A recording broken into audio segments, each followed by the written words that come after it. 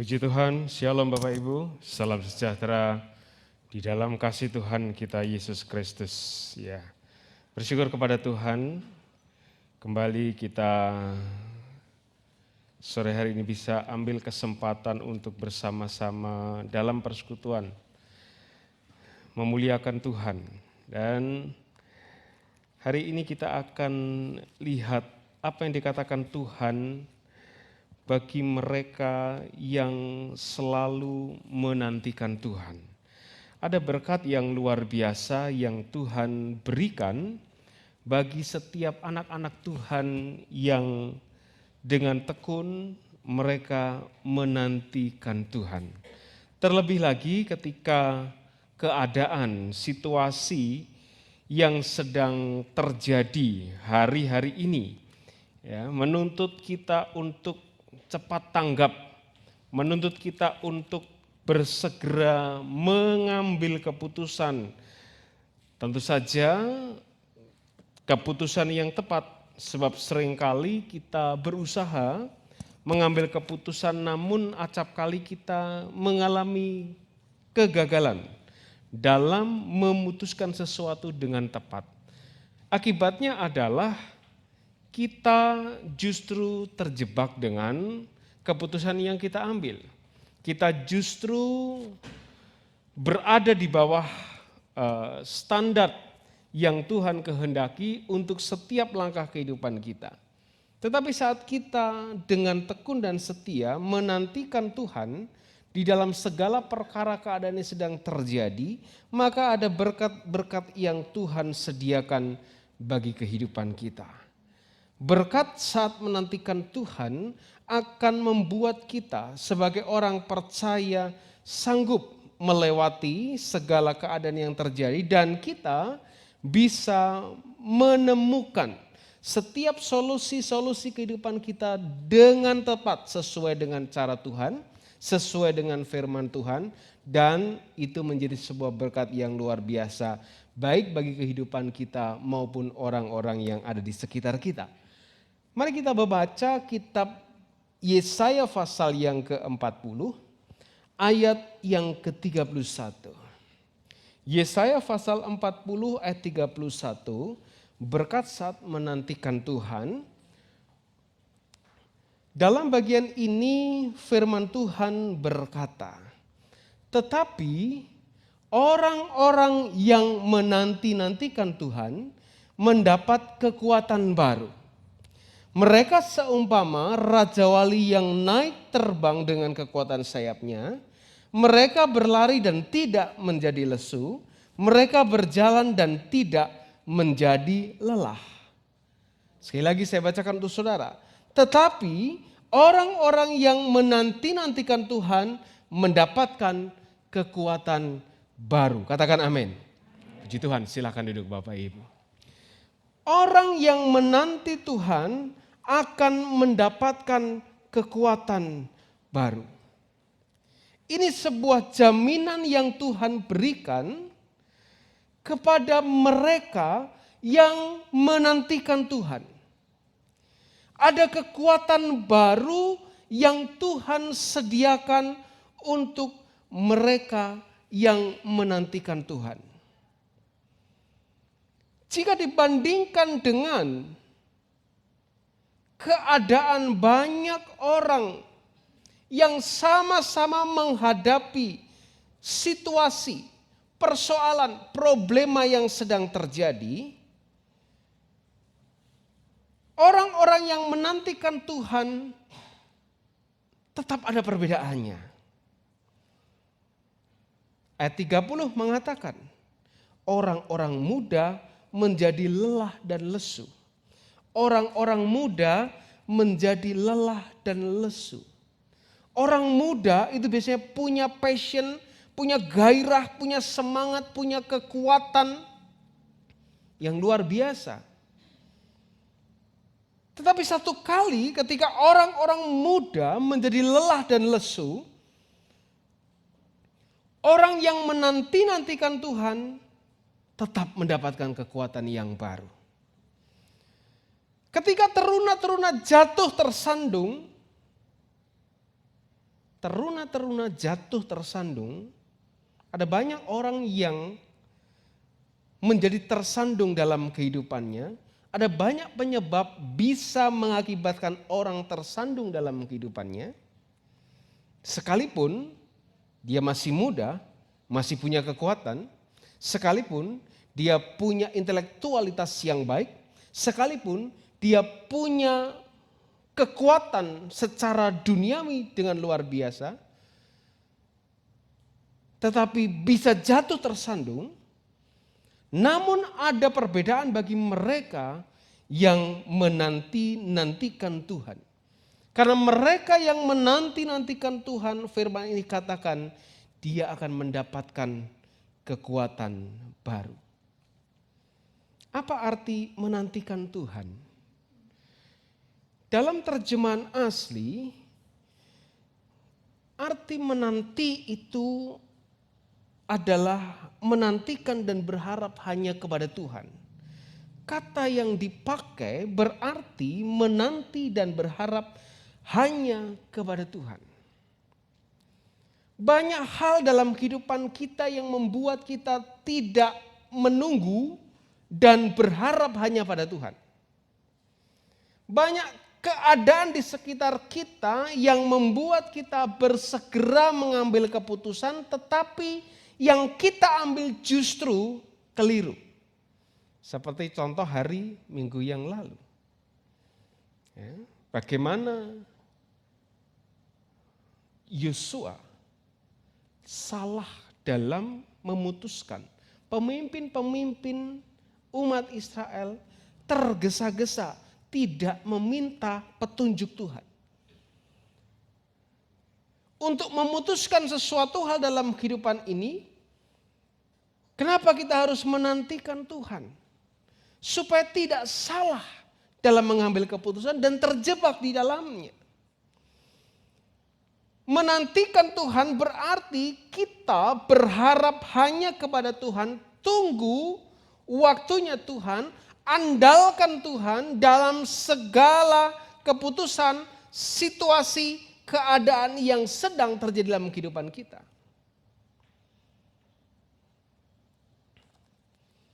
Dan dalam kitab Yeremia pasal yang ke-7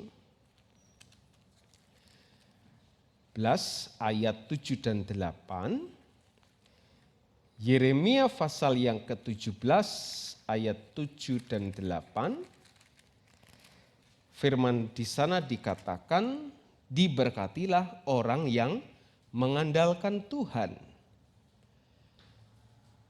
yang menaruh harapannya pada Tuhan.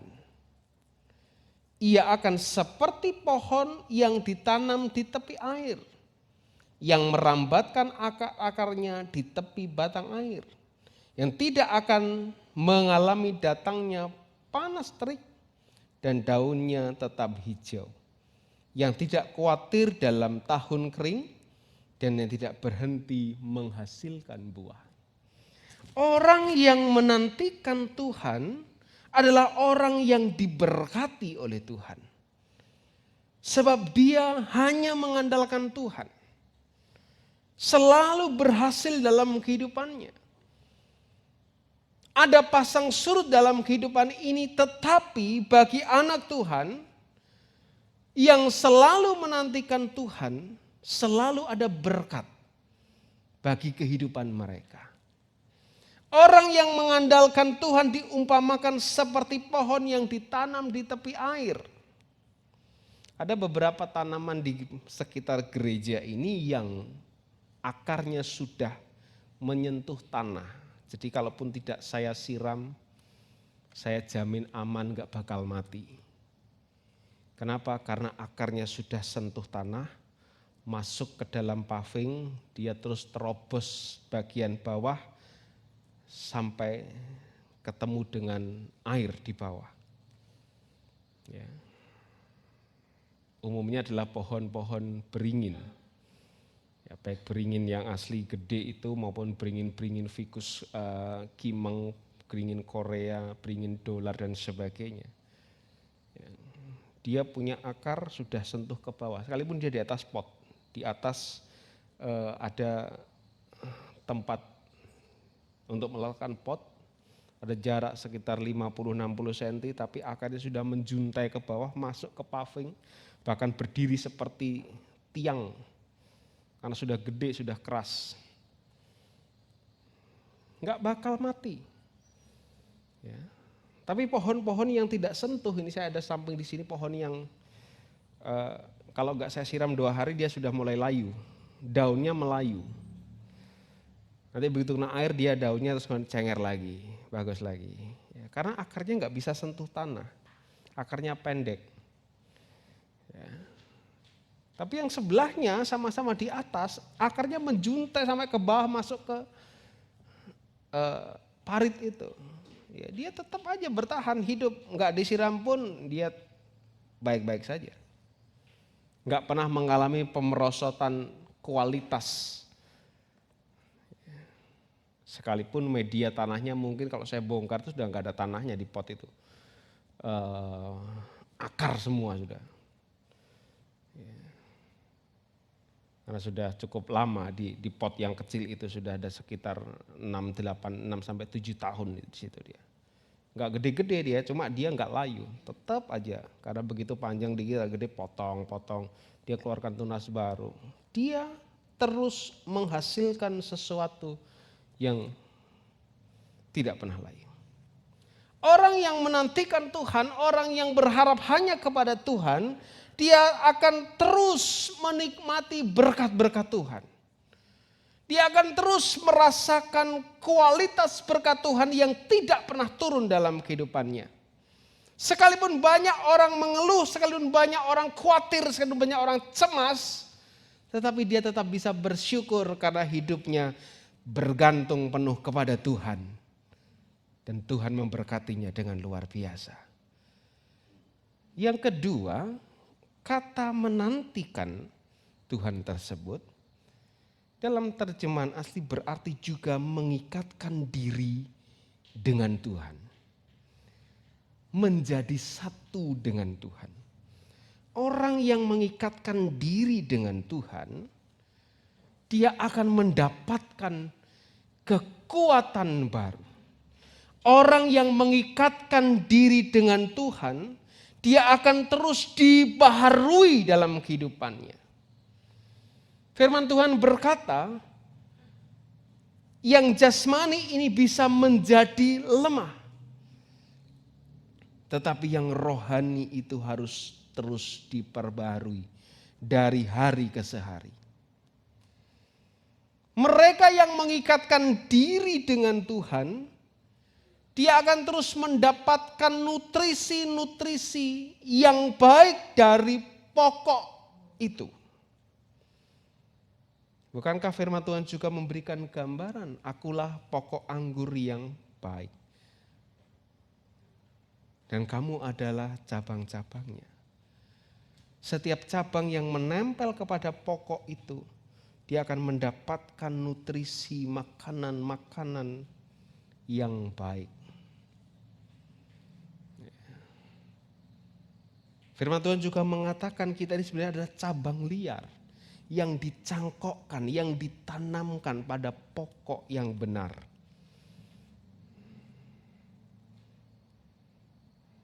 Dan kalau dia bisa menempel dengan baik, mengikatkan diri dengan baik, maka dia akan tumbuh. Dia akan menghasilkan bunga, dia akan berbuah, dia akan bertambah besar, bertambah kuat, dan terus melekat. Ya. Saya suka sekali eksperimen dengan tanaman. Saya punya beberapa pohon adenium dengan bunga yang berbeda-beda. Ketika agak besar, saya pangkas bunga satu, warna merah menyala. Saya sambung dengan adenium yang punya bonggol bagus, yang tapi bunganya enggak bagus. Saya stek, saya ganti bunganya. Saya tempelkan. Dari beberapa batang yang saya tempel mungkin hanya 1 atau 2 saja yang berhasil. Yang lainnya tidak berhasil. Busuk, rusak. Tapi yang berhasil dengan cepat dia akan keluar bunga. Ya, di depan sana, di bawah 2 tiang tengah itu ada yang merah, ada yang merah sembur putih tumpuk. Nah, itu setekan semua, kira-kira 1,5 bulan yang lalu atau 2 bulan paling lama. Berhasil dia tempel. Ya, yang nggak berhasil ada di situ bekasnya, busuk, harus saya buang. Tunggu dia agak pulih besar lagi, pasti akan saya potong lagi untuk tempel cabang lain dengan warna bunga yang lain. Ada kalanya orang yang mau mencoba untuk mengikatkan diri dengan Tuhan, tetapi tidak mau terima nutrisi dari Tuhan, akibatnya apa? Busuk. Kita ini seperti dipaksakan untuk masuk, dicangkokkan dalam pokok yang benar. Tapi kalau kita tidak siap, cuma sekedar nempel, ya wes lah terpaksa karena kita tidak punya daya apa-apa, terpaksa kita nempel. Terpaksa jadi orang percaya, terpaksa jadi orang Kristen, kita akan busuk. Dan dibuang pada akhirnya. Tetapi saat kita mengikatkan diri dengan Tuhan secara benar, kita akan terima nutrisi-nutrisi yang baik dari Tuhan. Sehingga kita menghasilkan buah-buah yang baik pula. Dalam doanya Tuhan Yesus berkata kepada Bapa di sorga, di Yohanes pasal yang ke-17 ayat 21 itu. Tuhan berkata demikian dalam doa tersebut.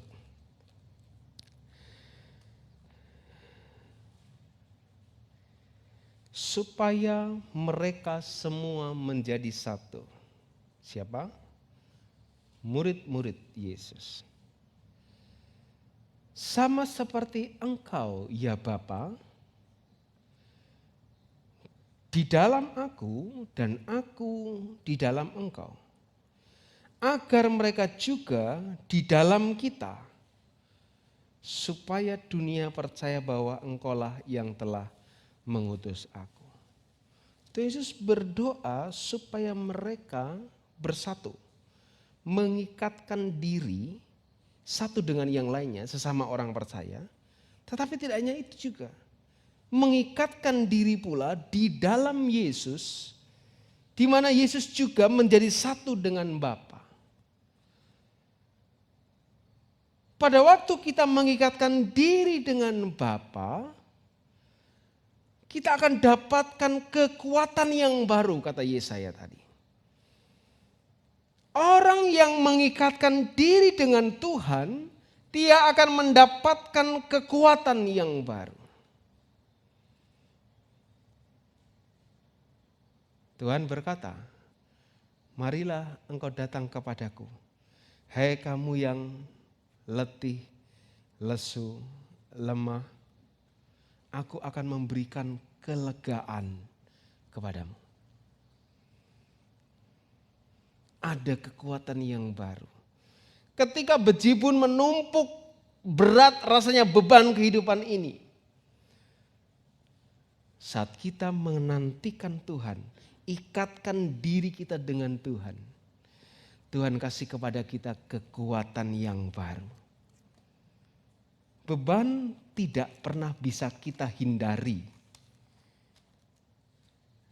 Tetapi bagaimana kita memanage beban tersebut akan membuat perbedaan satu dengan yang lainnya. Persoalan bisa sama. Tetapi bagaimana kita merespon, menyikapi persoalan tersebut, itu yang akan membedakan hasil akhirnya.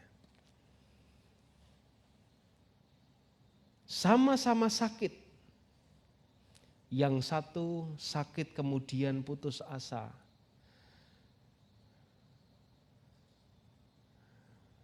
Menggerutu. Terus mengeluh. Enggak sembuh-sembuh. Yang satu sakit. Sama juga. Tapi dia semangat untuk menghadapi sakitnya itu. Dia bersyukur kalau dia bisa merasakan sakit. Oh, sakit kok bersyukur? Iya, kalau kita masih bisa merasakan sakit itu bersyukur. Artinya kita masih hidup, bukan? Kalau kita sudah nggak merasakan sakit, ya orang sebut namanya mati. Mati rasa, nggak merasakan apa-apa. Ya kan? Yang satu lebih cepat sembuh. Sama-sama sembuh, cuma beda jaraknya. Yang satu lambat sekali, satu lebih cepat sembuh. Yang satu bergembira dengan apa yang terjadi pada hidupnya. Fine-fine saja ketika menghadapi persoalan dalam kehidupannya, sebab tahu dia sudah mengikatkan diri dengan benar kepada Tuhan. Ada masalah, ada problema, apapun yang terjadi, dia tahu Tuhan tidak pernah lepas tangan. Maka dia nikmati kehidupannya. Dia nikmati keberadaannya. Dan dia terus dikuatkan menghadapi semuanya. Yang ketiga, menantikan Tuhan itu berarti menunggu dengan setia. Banyak orang yang tidak bisa menunggu dengan setia. Karena kecenderungan manusia adalah bosan, jenuh, sehingga tidak mau menunggu dengan setia. Tetapi mereka yang menunggu dengan setia selalu pasti akan mendapatkan kekuatan yang baru.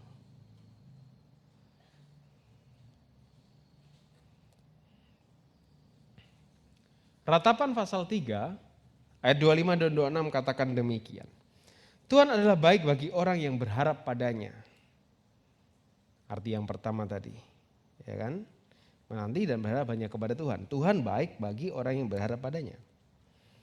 Oke, kemudian dikatakan bagi jiwa yang mencari Dia adalah baik menanti dengan diam pertolongan Tuhan.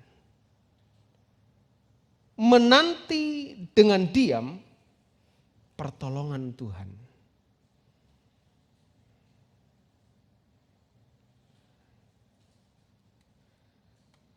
Terus enggak berusaha gitu Tuhan?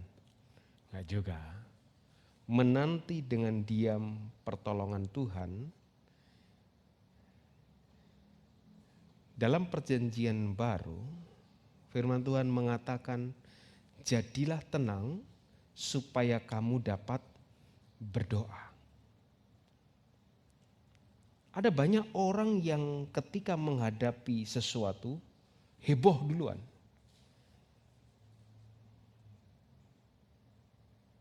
Panik.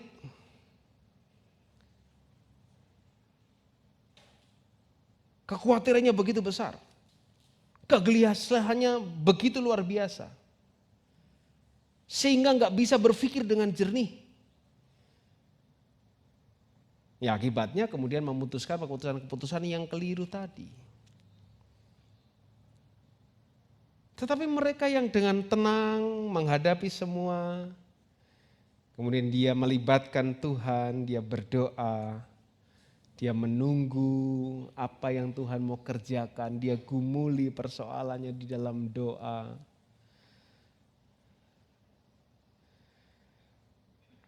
Maka dia dapatkan sebuah pemahaman atau bahkan lebih melihat rencana-rencana Tuhan lewat seluruh proses persoalan yang terjadi tersebut.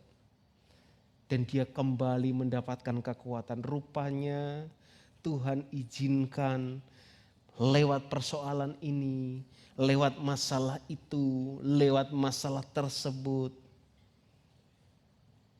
Supaya tambah dewasa, tambah kuat, tambah mengerti betapa cintanya Tuhan kepada saya dan sebagainya. Banyak orang yang kemudian gak menunggu dengan setia dan akhirnya terjerembab di dalam dosa. Akhirnya jatuh ke dalam persoalan-persoalan yang lebih berat.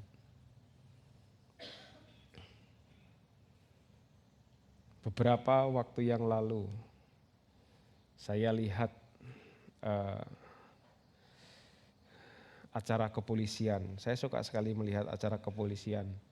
Ya entah itu yang di TV ya, atau yang di YouTube yang ditampilkan tim-tim dari kepolisian. Nah, salah satunya menyaksikan atau menampilkan seorang wanita malam-malam dicegat sama di daerah Bandung. Daerah Bandung itu Tim Prabu namanya. Di Tim Prabu dia dicegat, diperiksa, ditanyai macam-macam. Ya, dia pakai kalau saya tidak salah pakai semacam jaket gitu ya yang panjang begitu. Tapi kelihatan sedikit jeli juga nih yang shooting sama yang tim dari kepolisian tersebut. Ditanya itu apa yang di lengan? Cuma tulisan aja, coba lihat, karena dia lihat tulisan di sini, dia tato tangannya pakai huruf-huruf itu ya di jarinya itu. Coba lihat yang di lengan itu, dibuka sedikit. Loh itu apa? Coba bawa lebih lebar lagi, ditarik. Seret. Semua penuh dengan goresan. Ya. Pengalaman saya kalau melihat orang yang penuh dengan goresan itu pasti sudah setidaknya ya kalau enggak kokain ya mungkin entah ganja atau apa. Pakai sobek ini.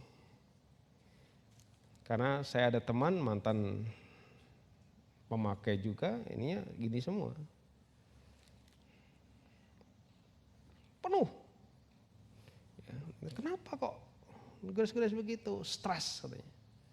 Stres dengan apa? Dengan keluarga Pak, stres dengan pekerjaan, stres dengan pacar, stres dengan orang-orang di sekitar. Disobek-sobek. Pakai apa ya? Pakai kaca. Tapi saya nggak percaya kalau pakai kaca itu, karena biasanya pecandu yang sudah nggak punya lagi obatnya, dia akan gores tangannya, dia akan jilat-jilat darah-darahnya itu untuk mengobati sakaunya itu.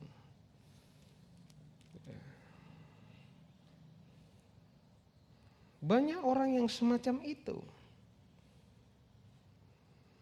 Orang Kristen pun ada yang semacam itu. Tetapi mereka yang menunggu dengan setia Tuhan, ketika menghadapi situasi keadaan di sekitar, ya, ayat 30 tadi katakan orang-orang muda menjadi lelah, taruna-taruna tersandung. Situasi di sekitar melihat, yang punya power saja, yang masih seger, yang masih punya kekuatan aja bisa tumbang, apalagi saya yang coba begini-begini saja. Tidak, selama kita menunggu dengan setia Tuhan, kita akan dapatkan kekuatan yang baru. Kita akan dapatkan berkat dari kesetiaan kita kepada Tuhan. Dan hasilnya adalah yang pertama kekuatan baru.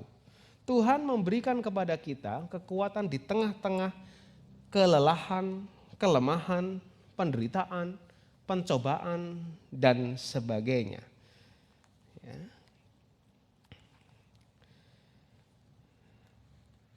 Dalam Mazmur pasal yang ke-25, Mazmur 25 ayat 3-5 itu, ada pengalaman pemazmur yang dia tuliskan demikian. Semua orang yang menantikan engkau tidak akan mendapatkan malu. Semua yang menantikan Tuhan tidak akan mendapatkan malu. Siapa yang dapat malu? Yang dapat malu justru mereka yang telah berbuat khianat dengan tidak alasannya, yang tidak setia. Beritahukanlah jalan-jalanmu kepadaku ya Tuhan. Tunjukkanlah itu kepadaku. Bawalah aku berjalan dalam kebenaran-Mu dan ajarlah aku sebab Engkau Tuhan yang menyelamatkan aku. Engkau ku nanti-nantikan sepanjang hari. Pada waktu kita menantikan Tuhan, kita dapatkan kekuatan baru. Kekuatan baru itu yang membuat kita punya kemampuan untuk mengatasi persoalan-persoalan. Beritahukanlah kepadaku jalan-jalan-Mu, ya Tuhan. Tuhan kasih tahu kepada kita jalan keluar untuk hadapi persoalan, untuk hadapi permasalahan, untuk hadapi problema. Raja Wali semakin terbang tinggi ketika dia menghadapi badai. Angin itu dimanfaatkan untuk dia semakin terbang tinggi. Ya. Pesawat terbang, dia terbang itu juga mengandalkan hembusan angin. Ya, biasanya kalau pesawat landasnya di tepi pantai, dia mesti menghadap ke pantai. Karena anginnya dari pantai ke darat bisa naik. Badai dimanfaatkan untuk terbang lebih tinggi.